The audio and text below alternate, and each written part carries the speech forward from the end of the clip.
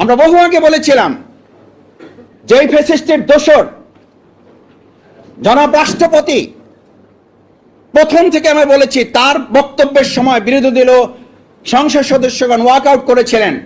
আপনারা অত্যন্ত হাস্যোজ্জ্বল ভাবে শুধু বক্তব্যই দেন না, আপনারা টেবিল চাপিয়েছেন। আচ্ছা, তাহলে এখন তাকে বিদায় করলেন কেন? কেন এতদিন তাকে লালন পালন করেছেন? নিশ্চয়ই একথা জাতি বুঝতে চায় যে এতদিন তাকে দিয়ে কিছু উদ্দেশ্য হাসিল করা প্রয়োজন ছিল, সেগুলো করা শেষ।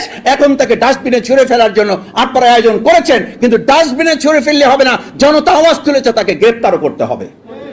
কারণ তার মাধ্যমে অনেক কিছুর অনুমতি নিয়ে এই সমস্ত আমাদের তরুণ যুবকদের উপরে গুলি চালানো হয়েছে। না হলে তার একটা অর্ডারে এই সমস্ত গুলি বন্ধ হয়ে যাওয়া সম্ভব ছিল, হয় নাই তো।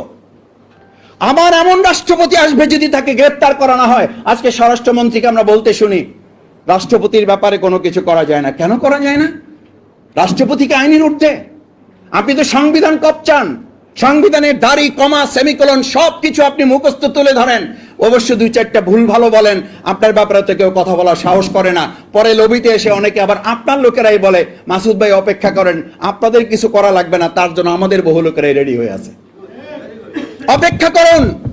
আমি কথা বলছি এই জন্য, সম্মানিত উপস্থিত সুধী মণ্ডলী, আজকে ফ্যাসিস্টের দোসরকে আপনারা সরালেন।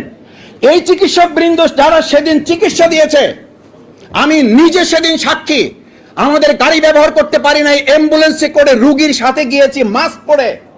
সেখানে আমাদের যে চিকিৎসকরা চিকিৎসা দিয়েছে, ওই সময় ফ্যাসিস্টের লোকেরা তাদেরকে খাগড়াছড়ি, রাঙামাটি, বান্দরবন পাঠিয়েছেন। আর এই বর্তমান নতুন সরকার এসে ওই একই চিকিৎসকদেরকে রাঙামাটি, বান্দরবন, খাগড়াছড়ি, পার্বত্য চট্টগ্রাম তাদেরকে আপনারা বদলি করে দিচ্ছেন। বোঝা যায় ওই ফ্যাসিস্ট এবং আপনাদের মধ্যে তেমন কোনো পার্থক্য নাই। আমি কথা বললে তো একটু বড় হয়ে যায়, শেষ করে দেই। আমরা শুনলাম বর্তমান মহাসচিব উনি খুব সুন্দর করে বলছেন, আমাদেরকে যারা ফ্যাসিস্ট বলছেন তাদের জ্ঞানের স্বল্পতা আছে। তাহলে আমি জিজ্ঞেস করি, যে চিকিৎসকরা সেদিন এই আহত জুলাই যোদ্ধাদের চিকিৎসা দেওয়া, ডেড বডি ম্যানেজমেন্ট করতে গিয়ে যাদেরকে বদলি হতে হয়েছে, সেই একই চিকিৎসকদেরকে বর্তমান সরকার পুরস্কৃত করার পরিবর্তে তাদেরকে বদলি করছেন। আপনাদের ফ্যাসিস্ট হওয়া আপনারা বুঝতে পারছেন না, এটা বলার সীমাবদ্ধতা না, বরং আপনাদের বুঝার দৈন্যতা শামিল। আপনারা বুঝতে পারছেন না যে আপনারা ক্রমান্বয়ে ফ্যাসিস্ট হয়ে উঠছেন।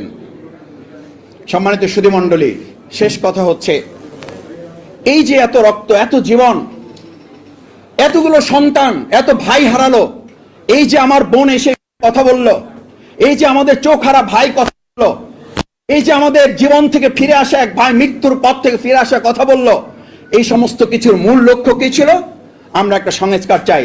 আমি এখানে দাঁড়িয়ে একটা কথা এর আগে বলেছিলাম, বিগত আওয়ামী ফ্যাসিস্ট সরকার ইসলামের কথা শুনলে তাদের মধ্যে ভয় তৈরি হতো, আর বর্তমান এই সরকারের কাছে আমি দেখি তারা সংস্কারের কথা শুনলে আটকে, যেন সংস্কার আতঙ্কে তারা ভুগছেন।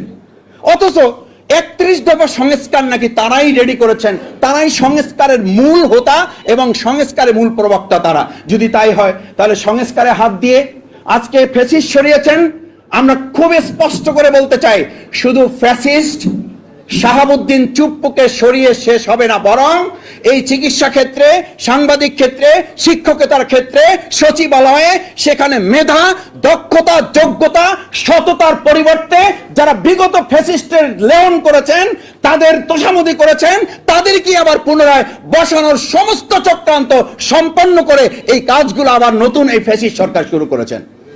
আমরা সেই জায়গায় আশা করি এই কাজগুলো না করে আসেন দল মতের ঊর্ধ্বে উঠে সততা, দক্ষতা, মেধা এবং যোগ্যতাকে মূল্যায়ন করে যদি আমরা এগিয়ে যেতে পারি, তাহলে 2024-এর জুলাই আগস্টে আমাদের যে শহীদ, আমাদের যে আহত পঙ্গুত্ব বরণকারী, আমাদের যে রক্ত, চোখের পানি, এত ত্যাগ এবং কোরবানির মানবিক বাংলাদেশ বিনির্মাণ করার কথা ছিল, সংশোধন নয়, দাবি ছিল সংস্কার।